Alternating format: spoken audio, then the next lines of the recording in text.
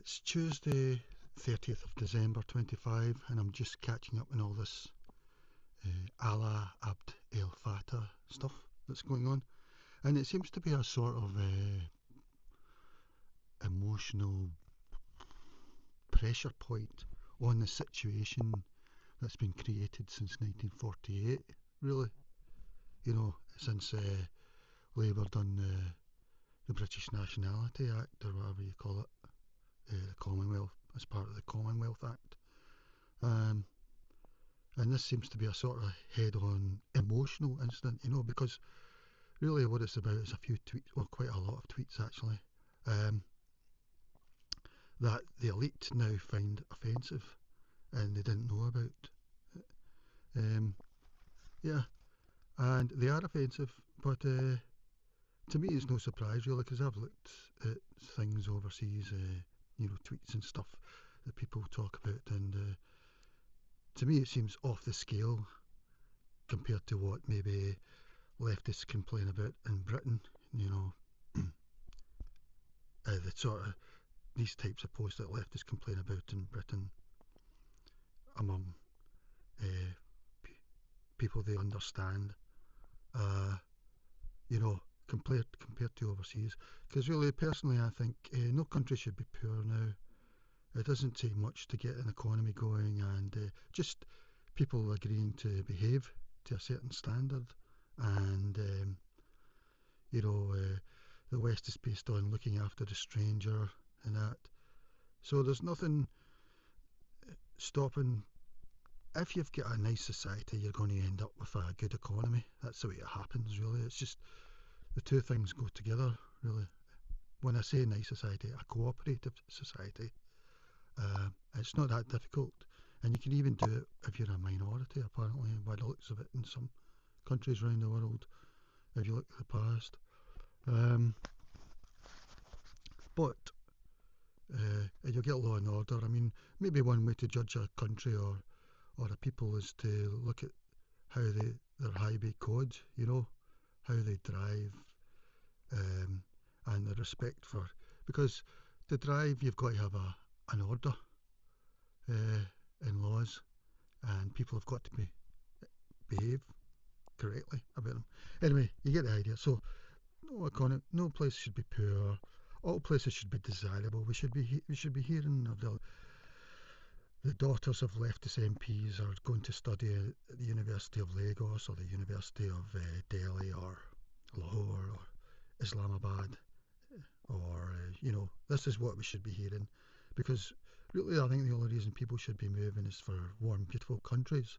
You know, if you said to a young child that the migration pattern between Jamaica and Britain is probably 100% Jamaica to Britain, you know, I think a young child would be quite surprised about that, and then because they're thinking about it in terms of warm, beautiful country, probably paradise, you know, and so, and that goes for leftists as well.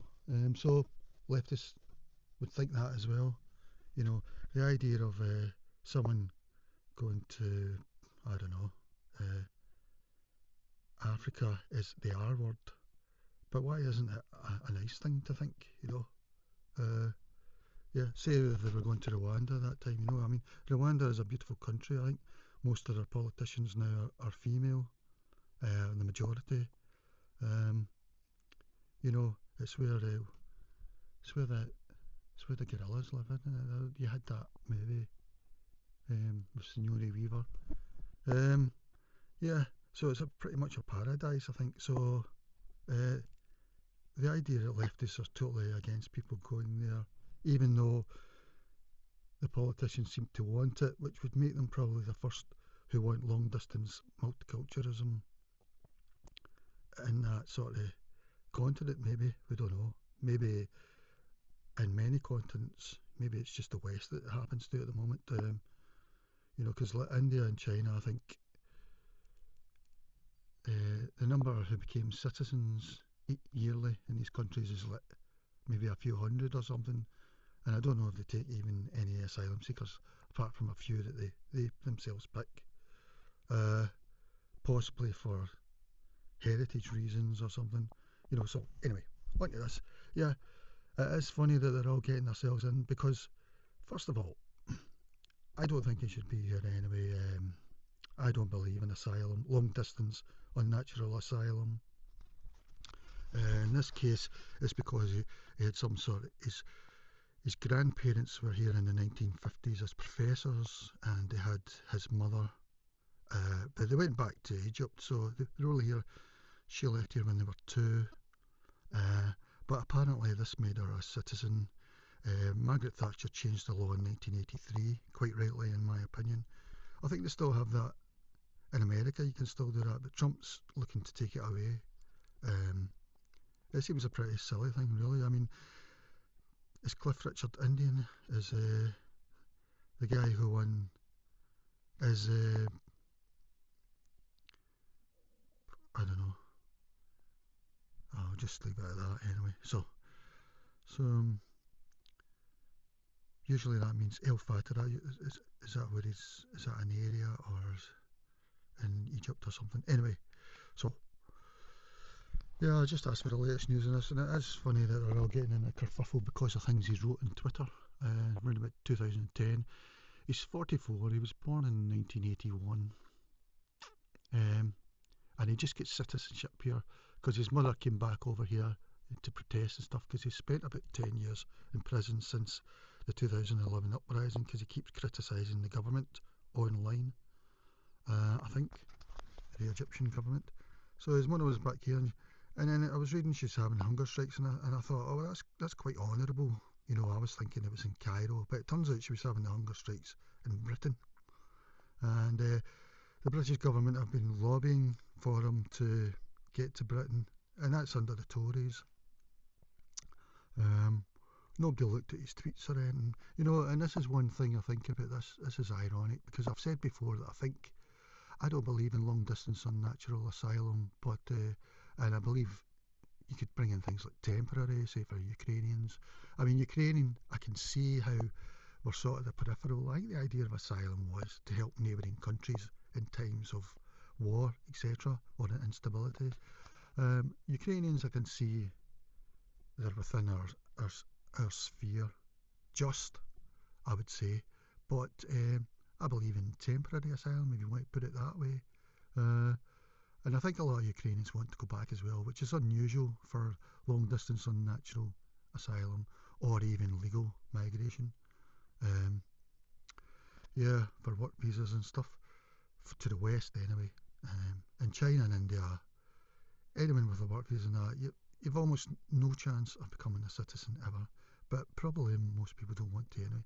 And the same for Dubai, where about 95% of the population aren't local, aren't natives. You know, I think only about 5% of Dubai are natives. You've almost no chance of becoming a citizen. Yeah, but anyway, in the West for some reason it's different. Mrs. Thatcher tightened it up a bit, but yeah, so you could say it's a loophole, and for some reason the Tories were lobbying for them, and then Labour, of course, and it was a cause célèbre amongst Labour and Tory politicians. And now some people have shown tweets he was doing in 2010, 2008, and he's meant to be a sort of human rights activist, I think, apparently. And he was writing things like he hates white people of English, Dutch, German thing in particular. He's writing all things like that, so he doesn't sound very, very nice, human rights activist, you know. And he's been writing things about LGBTQT back then, and he was saying because he was young, but I mean, he was born in 1981, and that was around about between 2008 and 2012, so he was in his 30s anyway. He was late 20s, early 30s, you know. I mean, what age does he consider himself fully matured, you know? Yeah, and now people are talking about revoking his citizenship, which I have no problem with, but it's just bizarre. It's about tweets, and I've said before that I think I don't believe in long distance unnatural asylum, but what you could do for like the dinghies people is you could have the LGBTQT community have a committee who screen them for LGBTQT things, you know. And I would like the LGBTQT community pick whoever they want to do the screening, you know, and they could screen the dingy people. They could check their TikToks, which have probably been filming as they come across, which they often do, which probably makes them a bit of money, a bit of ad revenue, you know, as well. And yeah, they could look at that, you know. I mean, I don't agree with it totally, but it would just imagine you screened the dingy people for their tweets and stuff. I know that America are planning on doing that. Trump. I mean, I don't agree with it for America, except if they do it for just countries they don't trust, basically, you know, because it comes to high trust, low trust. I think people move to high trust countries. They want away from low trust countries, even though they might be fanatics about those countries, or peoples, I should say. It's more about peoples rather than countries. For people who think that way, you know. So yeah, so yeah. First of all, it was maybe a great story for Labour, for Keir Starmer. He done an ex-post on it. It's fantastic news. But it is also ironic that the thing that seems to be getting the elite the most thing made about is one community. What he said about one community with a neighbouring country, because he's neighbouring. You know, because I think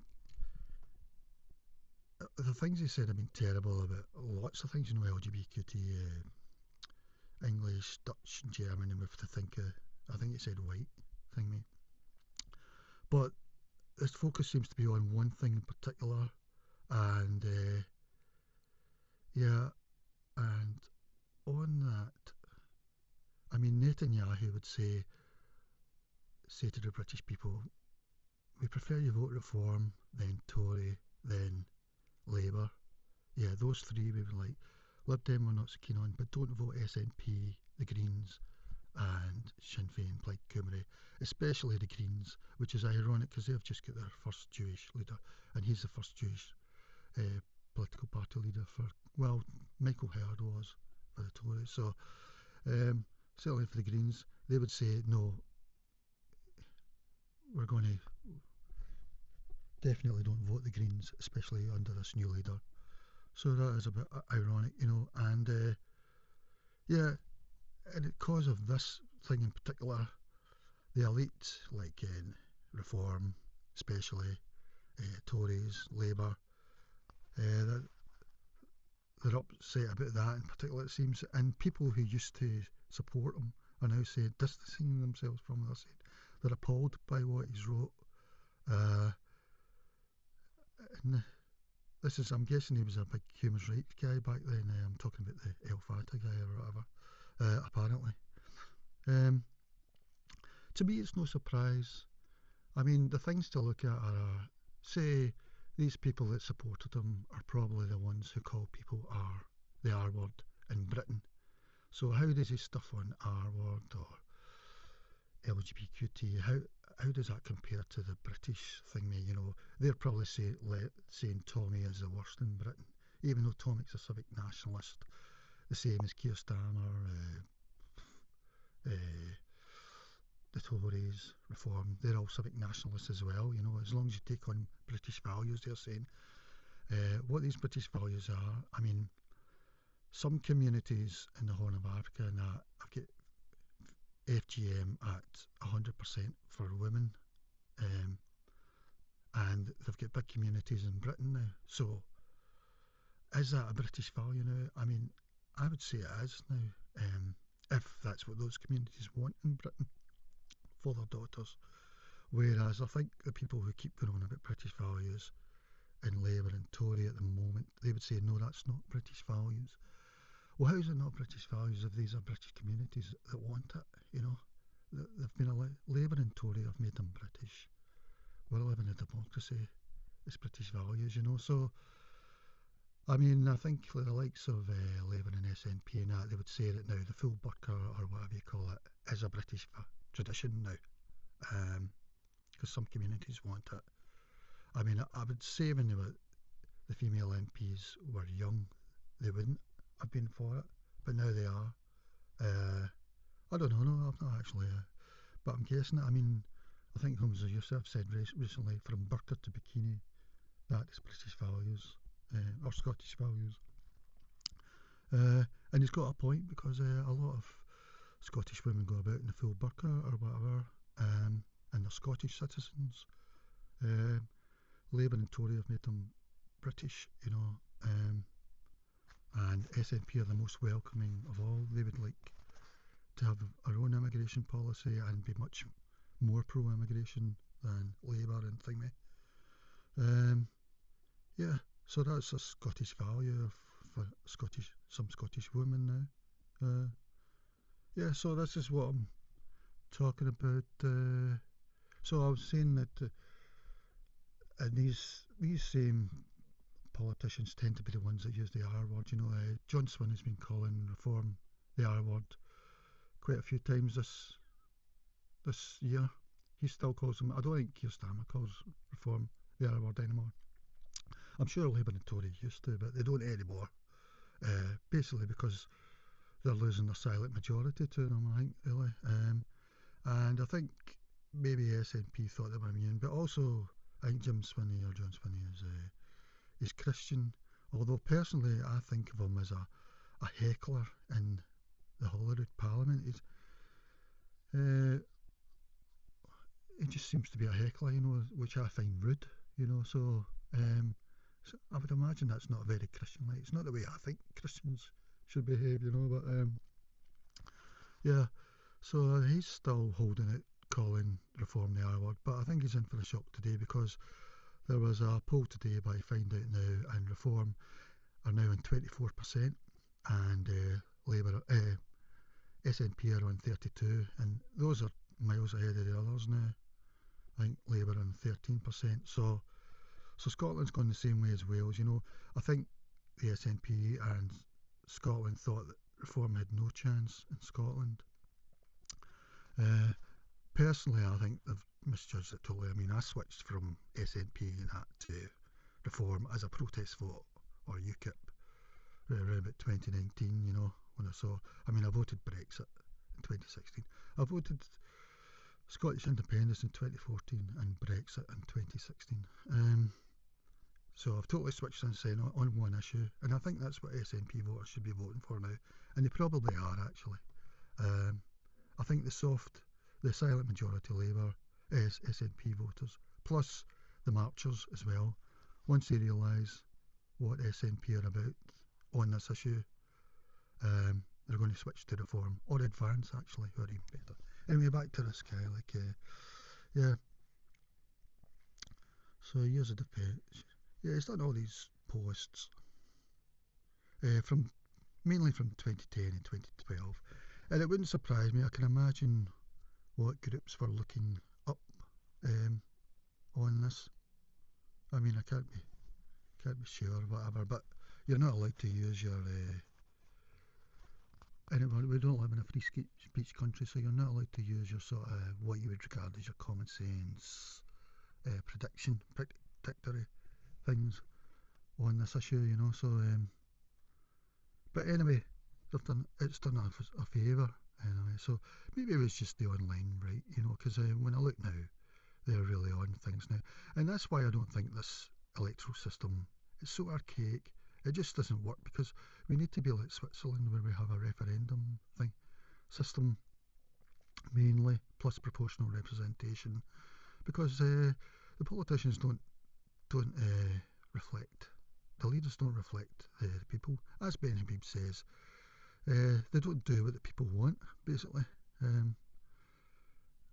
So, I mean, Ben Habib's a great leader. I'll be voting for Advance. I don't agree with him on economics and stuff, but I think we're at a crisis at the moment. You've got to vote on one issue, really, and there's no other choice at the moment. You've got to do Overton window on it. Treat the elections as referendums. So yeah. So what else did he write? He wrote about the police. Yeah, I think he said Oh yeah, it's like, I can't even say it here about what he said about police. I mean, like I was saying, is his way of speaking on these issues, is it is is it unique amongst his community, or is it not very often taken view, or is it just the mainstream? You know, because a lot of countries around the world, they like to fire kind of Kalashnikovs in the air, for example. Uh, Personally, I'm against that sort of thing. But a lot of countries around the world seem to be macho, ego-based. Um, I could be wrong in saying that. Maybe, I mean, I think no country should be pure now. No country should be undesirable to a leftist politician's daughter to go and study. You know, she's saying, I would like to really like to study at the University of Kabul, you know, that sort of thing, or the University of Tehran. Um, you know, because everywhere should feel really nice, and women should feel really liberated, etc.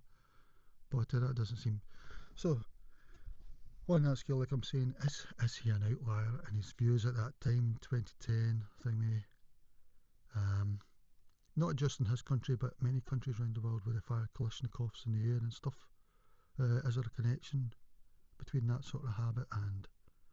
I mean, I did see Tommy posted a thing on X the other day, and I've seen it before. It's been around for maybe 5 or 10 years, where a young man, I think he was Jordanian, which means he's probably Palestinian, because I think most Palestinians are Jordanians. Um, he was asked, what would he do if his sister got a job? I thought it was actually if his sister started living with her boyfriend. I don't know.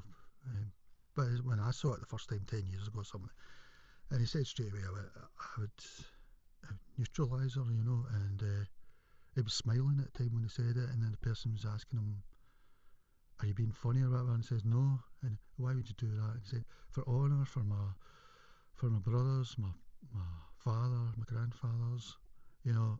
And we did just have a case in Holland where two Dutch brothers and their father murdered the daughter because as a honour, for honour, and they're from Syria, but the Dutch government are giving them citizenship. Yeah, and the two brothers have been arrested, but they've not managed to catch the father, and he's in Syria, as you would expect, you know, on the run. So, yeah, but I don't even know what I started talking about that. Anyway, so I'm just looking at this in total. Yeah, he issued an apology. Yeah, I'll show you the apology now. They're calling it a qualified apology. Oh, that's Grok actually called it, I think, or Gemini.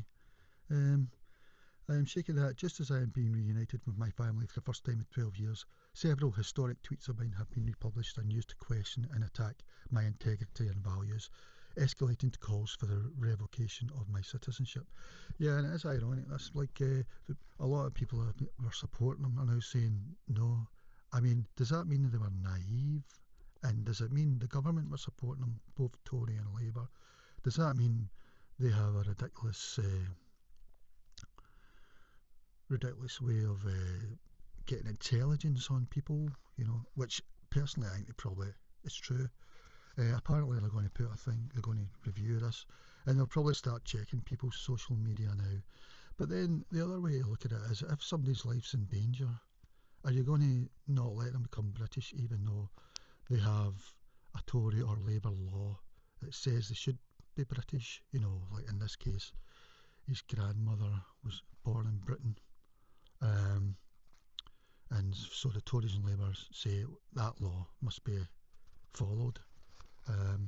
You know, I would just say, no, well, he's no connection here really, so he shouldn't be anyway, but they're saying, well, that law, we've got to go by the law. Even though maybe when they change these laws, you could say that they could say that they're covering up loopholes, so we've got to let all the people in with all these loophole laws, as they would call it. Anyway, yeah, so he's got a point, you know, so are they going to revoke his citizenship on tweets, even though they are appalling, really? But then the question is that unique of him, or is that pretty standard for lots of areas in the world, or what, Is our female Labour voters going to get a shock at the views of people coming in, especially men, and they're going to think that Tommy is a soft case, which he is anyway, so he's very reasonable. He's a civic nationalist. Anyone can become British if they take on, quote, British values, which is what Labour and Tory always talk about as well. But then who's setting those values, and if it comes someday where the majority don't agree with a lot of their values, are we to stick with what they said, what the leftists said, or British values, or to go with the majority, that sort of thing. Yeah, so both sides, it shows to me how both sides are a mess, and then we've got Nigel Farage, who's apparently reported him to the Met Police to review the tweets, and I was thinking that as well, shouldn't these tweets be reviewed, because Lucy Connolly was locked up for nearly 2 years for a pretty, I think most people would find her not guilty, actually, or think she shouldn't go to jail on it, but the judge didn't, and now Keir Starmer. And then I'm wondering also, is Keir's emergency laws still going? That was where you could do a tweet on a Monday, be arrested on the Tuesday, and then be up in court on the Thursday, and you were expected to plead guilty, and you would get a long jail sentence anyway. Whereas I know one person, he went for a trial, and he got found not guilty, but that went on for it, because so if the Keir's Stasi law is away for the moment, then what will happen is you get arrested or whatever, and it'll take a year or something before you're up in court, especially if you're pleading, even under Keir's Stasi laws, if you're pleading not guilty, it would take a year or something.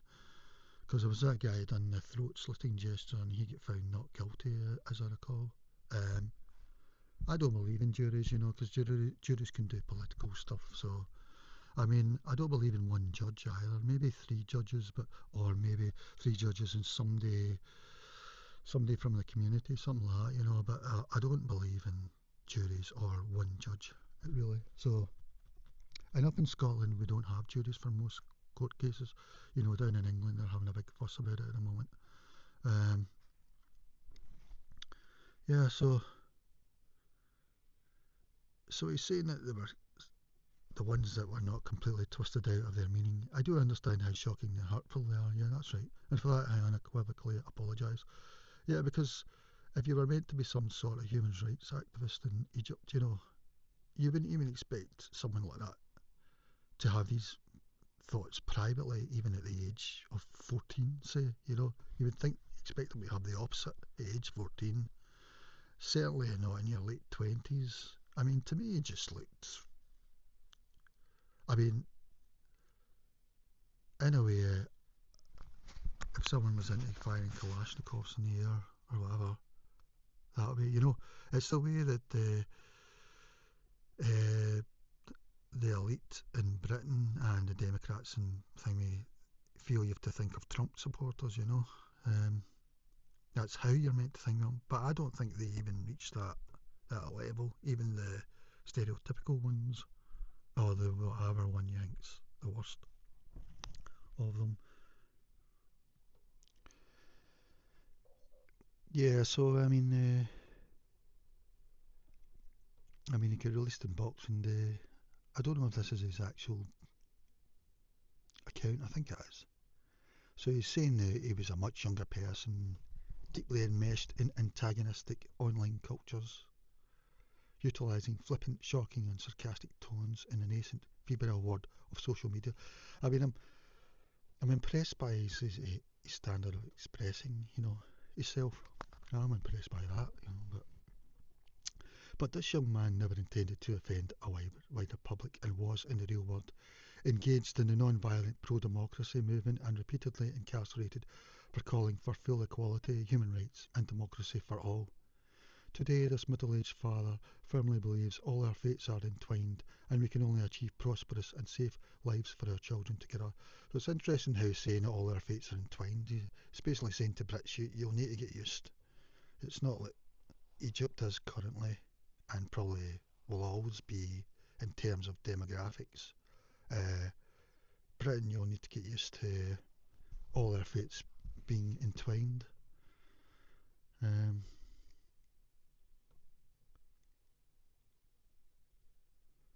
I must also stress that some tweets have been completely misunderstood. A tweet being shared to allege homophobia on my part was actually ridiculing homophobia. I have paid a steep price for my public support for LGBTQ rights in Egypt and the world. Another tweet was wrongly interpreted to suggest Holocaust denial, but in fact the exchange shows that I was clearly mocking denial. Yeah, blah blah. I faced a military tribunal and imprisonment for defending Christians in Egypt falsely accused of violence. I have been imprisoned in Egypt for almost my entire life, and he actually got released in September 25. But then, because of lobbying by Britain, etc., he got a travel visa around about, I don't know, December 24th or something. He came straight to Britain. So he was released. So, defence of LGBTQ plus rights, etc., defence of Egyptian Christians, etc. These values are core to my identity. But what he was saying in the tweets seems to be the exact opposite. And not only that, they're way beyond what the witchfinders of Britain, who use the R word, use to label people as R word. Is way beyond that. And that's what I've seen from looking at tweets around the world, maybe a Hindu and Muslim debating on Twitter or whatever you want to call it that, the things that have been said have been shocking from what I've seen, and just off the scale. You'd need a logarithm, to compare them to whatever native Brit that the British left feel is the R word, bogeyman or whatever, and they're wrong anyway, because that is interesting, because that the Million March back in September or something, I think it was Clive Lewis, the MP, was saying probably usually he would feel that march represented something, but then he saw people from his own constituency, and he was thinking to himself, they're not R word, well, either they are or they aren't, or it doesn't matter anyway. They feel strongly about something, because they were on that Million March thing, so we were told that that's a bogeyman march. You've not to go to that, it's taboo. But the people are worried. So, yeah, that's the sort of thing, we're looking at. Yeah, back to Grok, he's saying that he's been misinterpreted or it's satirical. But it's just showed up all the weird stances that the current political system, political elite, and this guy who's been given citizenship and our immigration policy and the leftists, it's shown what a weird position in. Opposition figures, including Tories like Robert Jenrick, Kemi Badenoch, I think they were both involved in making him a British citizen in 2022, because I think he was granted it in 2021 via his UK-born mother. Yes, his mother was born here. Yeah, it was his grandmother who came here. Just as a professor. We've got a few like that, I'm trying to think of. There's another one. Well, there's lots. Reforms UK's Nigel Farage called for revocation and deportation, labelling him a security risk. Yeah, because he's talked about all sorts, the very worst, really, in terms of what happens to humans, really, so just flippantly, even. Some former supporters regretted past advocacy for his release. The government maintains no legal grounds exist for revocation. Yeah, because the Home Secretary now, or Yvette Cooper, actually, she's a Foreign Secretary. She said we are looking at, and so Keir Starmer's also said we're looking at how we didn't know about this basically, which means probably nothing. He's not going to be deported or anything. That's what I take it to mean.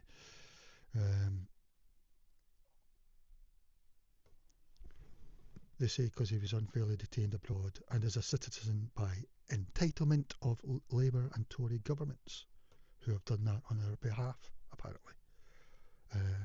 Voting, we get to vote in our democracy for them to do these sort of things. Successive UK governments campaigned for his release, viewing him as a political prisoner. Human rights groups like Amnesty International supported his case on freedom of expression grounds while condemning hate. This remains a fast-moving story. No further actions, e.g. deportations. And like I say, Nigel Farage has reported him to the Met Police. And I think his tweets are being reviewed, And I don't agree, I understand Nigel Farage doing that, and maybe he feels it's too from two aspects he's doing that, or maybe it's just one aspect, a straightforward aspect. But yeah, at the same time, we're meant to be a free speech country, so I think his things are appalling. Nobody should be allowed to say the sort of things he said. By that I mean, but I don't know if they should be arrested and locked up or whatever, but definitely you can't incite violence or anything like that, I don't agree with any of that, but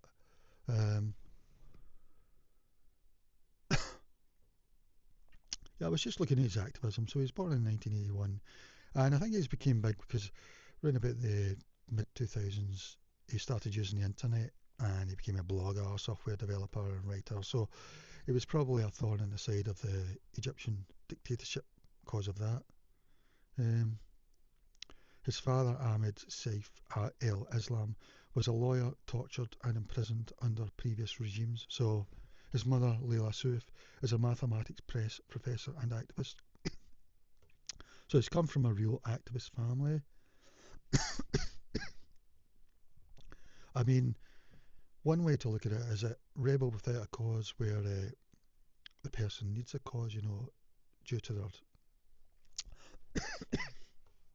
temperament and things like that, By that, what I mean is it a person who's going to always cause a problem in a classroom, say, then finds a good cause to have that personality. I mean, I think that's how a lot of the left are, actually. They're actually without a cause, and then they lump on the cause to express that sort of way of behaving. But anyway, so don't get me wrong, because in Egypt and that, they've got a lot to complain about, and there will be people who are definitely just doing it because of the situation, And I'm not saying that he's not like that as well, but it's just the mother and that were activists, They've been in Britain in the 1950s. I wonder if his mother planned to give birth to his mum here. Yeah, Kemi Badenoch was the person I was thinking, actually. She was born here in the same way, in 1980. If it had been another 4 years under the Mrs. Thatcher's government, she wouldn't have been allowed to be British, But I think, so her parents were here as professors. Oh no, actually, I think they maybe even came here to have her born here. I'm not sure. Just maybe on holiday or something. I'm not sure, but probably they were professors. Wait, I'll check. Actually, it looks as if his mother just came here so she would get British citizenship, basically. The reason she was born in the UK was that her mother travelled there specifically to give birth in a private hospital, not on the NHS. Sources vary slightly on additional context. One reliable account notes the mother came for medical treatment and gave birth during that trip, but the primary purpose appears to have been the delivery itself, resulting in automatic British citizenship for Kemi under the laws at the time, pre-1983, changes to just solely. The family returned to Nigeria shortly after, where Kemi grew up until age 18. No, her parents were not professors working in the UK. Her mother was a professor in Nigeria, and there is no evidence her parents were in the UK for academic or professional work postings. And it's saying at the bottom there that Alaa el-Fattah's mother, who was born in the UK, his parents were here for studies. Not that it makes any difference to me. And it went after the 1983 law, I presume. Back onto his bio, Alaa's bio. He was a key figure in Egypt's digital activism scene, and his wife as well. He co-founded Manara.net and Omranyaya, the first Arabic blog aggregators that hosted content without censorship based on political views. Their blog won a 2005 Reporters Without Borders award. He contributed to open source software, including Arabic translations and tools to promote free expression online, positioning himself as a pioneer in using technology for dissent against authoritarianism. And it'll be interesting to see, once he feels secure here, whether he's going to get involved in politics, both either here or to do with Egypt, or both, really, and what platforms he's going to use as the mainstream media. Are going to use them, Channel 4, the left, basically, and because then it means that they don't mind his tweets we've done when he was 28, 30 and that. They don't see any conflict of mindset. So, I mean, the left quite often talks sort of military style language, I feel. I'm not saying that they're going to, well, I don't know what they do, but we've even got stuff for the damaged paintings and stuff,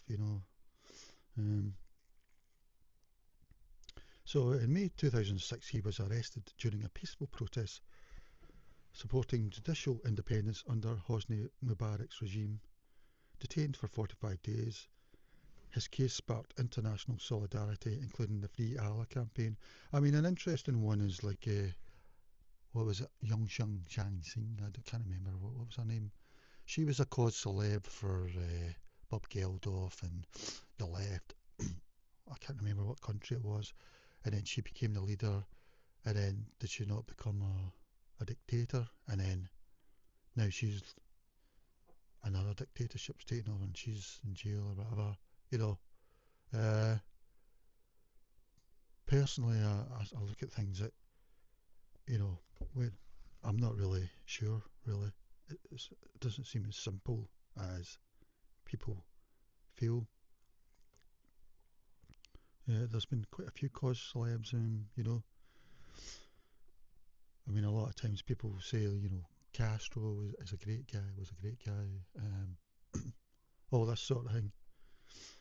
Role in the 2011 Egyptian uprising, he became a leading voice. He combined on-the-ground protesting in Tahrir Square, with blogging and analysis, documenting abuses and advocating for democracy. His writings symbolised the youth-driven, tech-savvy revolution. Yeah, because I look more at the person rather than what they're actually saying, or both, but what I feel the person in terms of, stability, I would say, I don't know, but sometimes you need a person for, or a group for an Overton window shift, like I'm voting Reform just now. I don't identify with the Reform leadership or, or their policies even, but as an Overton window on this issue, I think they're the only choice because of our electoral system, because we've never had a referendum on this. We never had one in 1948, or every 5 years, every time maybe a government was elected, we could have had a referendum on it. We could even have one now, you know, but his writings symbolised the youth-driven, tech-savvy revolution. He was arrested in 2011 by the Supreme Council of the Armed Forces, detained for nearly 2 months, and charged relating to the Maspero clashes. Post-revolution arrests. He's been arrested under successive governments, leading to repeated detentions. He has been imprisoned under every Egyptian leader in his adult life: Mubarak, Scaf, Morsi, and el-Sisi. So he was even made under the one that took over from Mubarak, which was voted for in a democratic election, I believe. And I think the cities voted for a sort of one that was supposed to be a sort of socialist, whereas the countryside voted for one that was identity. I don't know if I can say the name of the group. So, and they ended up with the one with identity, and he probably get jailed under them as well, probably. Morsi and el-Sisi. So I don't know. But I mean, one way to look at it is Egypt is your impression of it. It's unstable. Do you think it'll always be unstable? And does Mr. Alaa, does he seem a bit unstable as well, you know? Although leftists at the moment probably still big supporters of him. Anyway, it'll be interesting to see what he does in terms of politics once he feels secure here. Although reform are coming in 2029 probably, you know, so under el-Sisi in November 2013, he was sentenced to 5 years in 2015 after a retrial from an initial 15-year in absentia sentence. What does that mean? Does that mean he wasn't in the country for 15 years or something?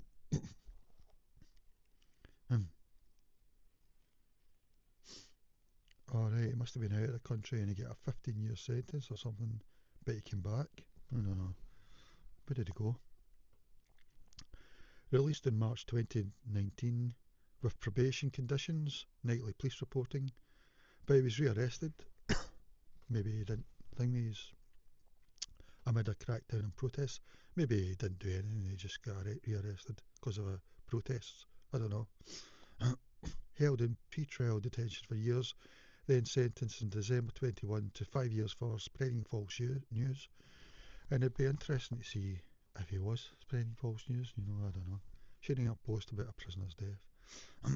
He endured harsh conditions, solitary confinement, and denied consular access despite gaining British citizenship in 2021 under Boris Johnson's Tories via his UK-born mother.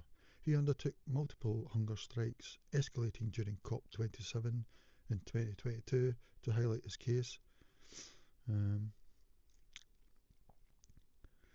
Alaa smuggled essays from prison compiled in the 2021 English book You Have Not Been Defeated, prefaced by Naomi Klein, who's a Jew, reflecting on revolutions, failure and resistance.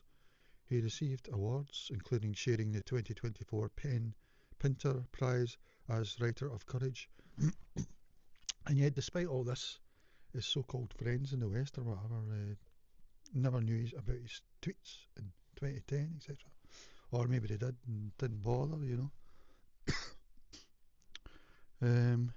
So he was pardoned by President el-Sisi in September 25, and I think our Labour government kept asking about it, etc. Released after about 12 cumulative years imprisoned, a travel ban delayed his departure until December 25, when he arrived in the UK. His case drew bipartisan UK support for years, viewed as unjust detention for free expression. His activism focused on democracy, anti-torture, minority rights including LGBTQ+, and Coptic Christians, and police brutality, often at personal risk. Well, I've no doubt about his bravery, but then sort of people, irrational people can be brave as well, you know. So why his mum has UK citizenship? Um, it's his mother holds British citizenship by birth. She was born in London, England on May 1st, 1956, while her Egyptian parents, both university professors, were in the UK for academic purposes. The mother was doing postgraduate studies. The family returned to Cairo when Layla was about 2 years old, and she grew up in Egypt. Under UK nationality law, applicable at the time, before major changes in 1983 under Thatcher, being born in the UK granted her British citizenship automatically. She also holds Egyptian citizenship, making her a dual national. This birthright citizenship is why el-Fattah and his sisters were able to obtain British citizenship through descent from their mother in 2021-22 under the Johnson government, even while he was imprisoned in Egypt. And then, of course, I'm wondering how many of the family are here and how many more are coming. As of today, 4 members of the el-Fattah's immediate family now live in the UK following his arrival in December 26. Alaa Abd el-Fattah himself, his mother Layla Suef, she's been based in the UK, primarily London, for extended periods in recent years, including during her 24-25 hunger strikes and protests outside Downing Street and the Foreign Office. His sister has lived in the UK London area since around 2022 after fleeing Egypt and campaigning from exile. His son Khaled, age 14, has lived in Brighton with his mother, so the mother must be here as well. His son, his ex-wife, for several years, attending a special educational needs school there. His other sister, Mona, appears to remain primarily in Egypt, though she has visited the UK campaigning in the past and expressed joy, etc. His father passed away in 2014. Sometimes I just look at this, you know, because I say British values, we're talking about British values. I was surprised to see on this list, well, I knew this a while ago, but it's saying here Egypt, females is around about 87 to 91% for this, you know. So, if you believe in British values and a democracy, does that not mean if communities want, British communities want this, is that not a new British value, you know? So we've got Somalia at really 100%, same as Guinea, Djibouti's pretty high, Sierra Leone, Sudan, Eritrea, 89%.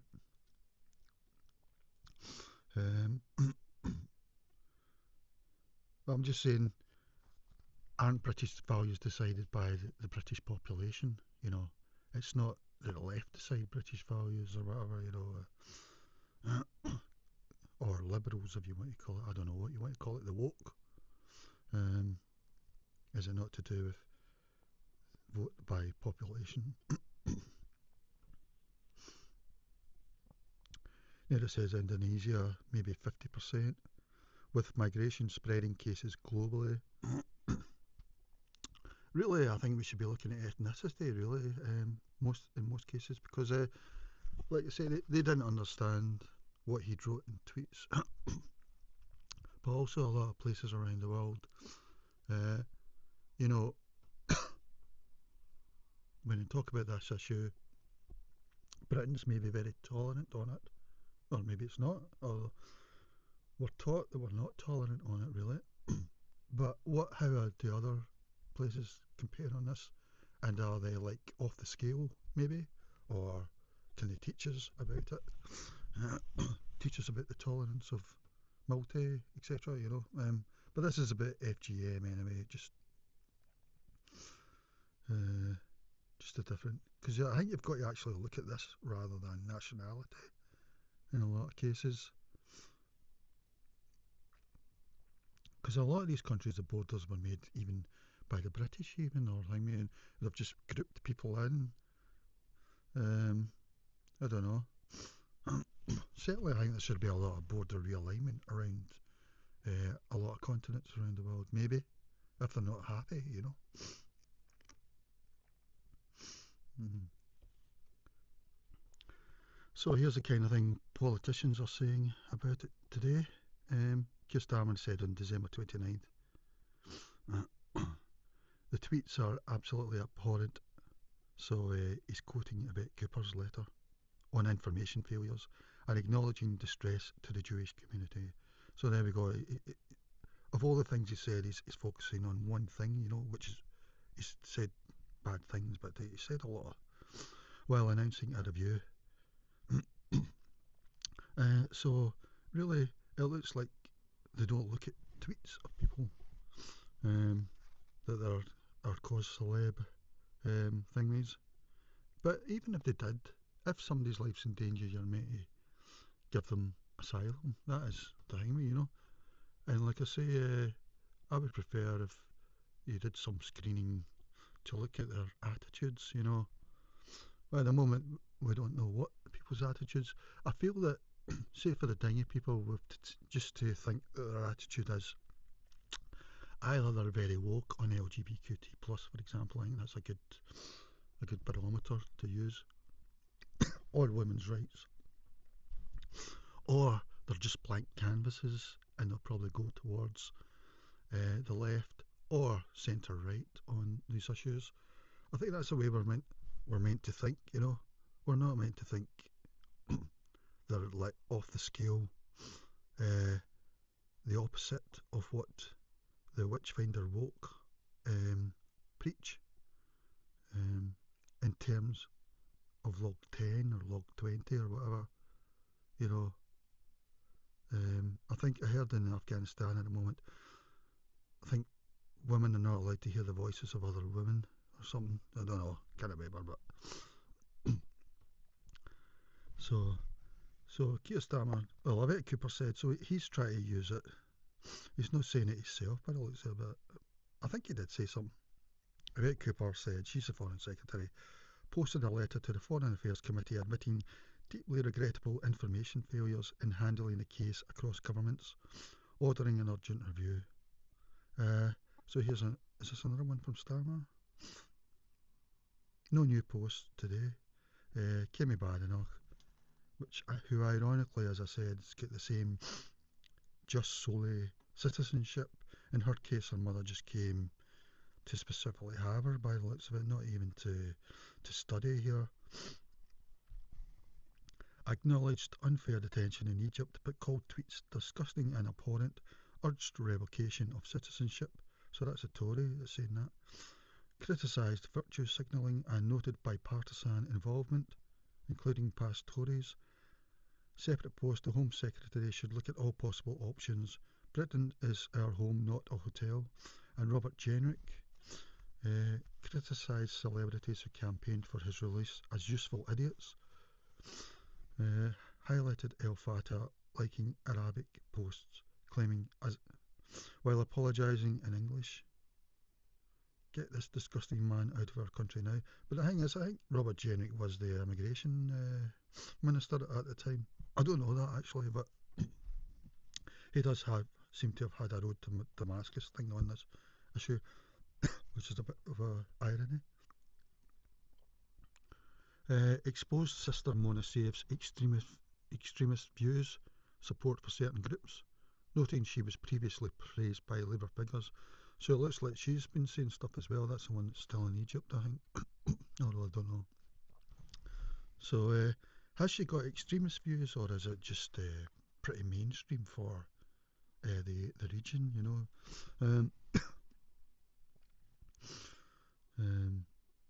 Mainstream extremist views, if you want to call it that, you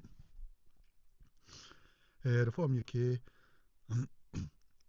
promoted Reform UK's petition to deport el-Fattah.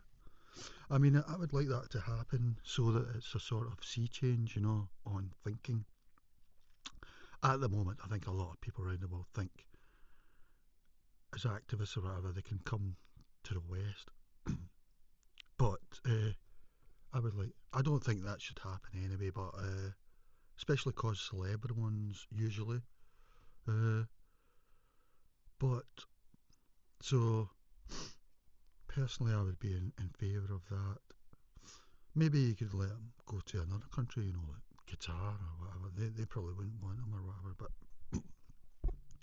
And he reported them to the counter-terrorism police, you know, which is ironic because Nigel said in 2024, he was asked on GB News or something, are you worried that you might get arrested for tweets or whatever? And he said yes. And he was right to think that, you know, even though I don't think he deserves it. But under Labour and also the way things had gone with the online bill, etc., he was right to think that because the elite are setting the rules on this and they're in charge, you know. But now he's sort of doing the same thing, although I don't mind it because, you know, well, with the rules that we've got, I think this is a clear-cut case, you know, on that thing. And it would be good if Keir Starmer was to look at it and think, you know, locking up people for tweets like this is ridiculous, really. But it doesn't look like he's that type of guy, you know. Because I think this is off the scale what he's wrote in comparison to Lucy Connolly, for instance. But then he would probably plead innocent, go to trial, and if he get the right political jury, he might be found not guilty, you know, because the ones that knocked down the statue in Bristol were charged with vandalism, I think it was, and they were found not guilty. And the left talk quite often about political juries. You know, they're in favour of it when it suits them, you know.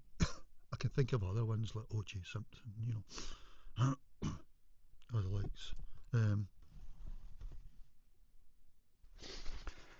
But the other irony, I think, like, it's irony on all sides really, because like he said terrible things about well, he said, what was it? He doesn't like Dutch, German, or British whites, but that doesn't seem to be part of the main thing. It's about what he said about one community, or even, but it's not even really about that community. It's about Israel, and Israel happens to be next to Egypt. And don't get me wrong, I'm not saying what am I saying anyway? Like, no, well, the conflict's right next to them, but I think that Egypt, as a government's actually bad to the Palestinians. The people go on about the Palestinians, but it's as if they're allowed to go on about the Palestinians so that they ignore the Egyptian government or whatever. In a way, you know, it's something for them to get all their emotions out on. So it's not really healthy, because they don't want Palestinians to be allowed into Egypt, and you know, Palestinians should be allowed to stay where they are. Whatever. I mean, I've got great sympathy with Palestinians, but anyway, the point is that maybe Reform are taking one aspect and it's a bit to defend Israel or whatever, rather than all the other stuff. They're not really focused. And, you know, it's just so, it just shows up the whole mess of the left and the right on this. The left on immigration, the right on Israel, and also immigration as well, in the way they've let things evolve since 1948 on our behalf. And it's funny that it's all come to this. It's not mass migration that they're all getting thingy about. It's the centre left are getting Keir Starmer and that. I mean, Keir Starmer I find a very intolerant person. He's the only Prime Minister I've disliked. But it is ironic that they're all getting emotional and it's a head on this one guy who's maybe a cause célèbre, rather than say where the country's changing greatly, and rather than that, it's on this one guy, and this might be the thing that the whole thing changes on. Although it doesn't look like it, the left are going to hold. I don't think Labour have much of a choice because their support's collapsing anyway. It's certainly amongst native Brits, I would imagine, but I think they're going to lose the other lot as well. I mean, you've got the Aspire Party in East London, you've got some independent MPs. I mean, Labour might, it's up to you if you think that Labour have a chance of winning Blackburn ever again, or parts of Leicester, or parts of Birmingham. If not, then why not? So I don't know, Labour's just a sort of mess. They don't know what to do really. They're going to stick on the same path, I would think. Yeah, and it's ironic because the Home Office, who's in charge of migration, in December 23rd, so 3 or 4 days before, said, "We know who we are as a nation. Our tolerance, openness and generosity defines us." And then they say, "For refugees who wish to stay here and are willing and able to contribute to society, we will create a new work and study visa route to earn permanent settlement in the UK." So actually what they're saying is they're going to let refugees come here on a work and study visa. That's what they want to say. And they've put this in front as if they're speaking for all Brits, which is such an insult. We know who we are as a nation. That is such an insult. I mean, all you're speaking for is Keir Starmer's Home Office. You're not speaking for anybody else. Our tolerance, openness and generosity defines us. Well, ironically that is true, because that's how we ended up in the situation. But I mean, a government shouldn't be putting a thing like that. Whoever put that in, personally, I think that should be looked into. You know, who decided on that first sentence? Was it someone high up, or, you know, the government shouldn't be doing non-neutral things like this, sentences like that, because what they're saying is you're not allowed to think any other way. So yeah, and it's come up a lot in a lot of X posts this week because of that, you know. Anyway, but government departments shouldn't say something like that. I mean, saying that they know who we are as a nation. I mean, I know that America's doing that at the moment on migration, but I'm not so bothered about that, because it's going in my favour over there. You know, you could say maybe even it's common sense or whatever, but really they should be neutral when they make these sort of posts, you know. Anyway, that's it for just now. Okay, bye bye.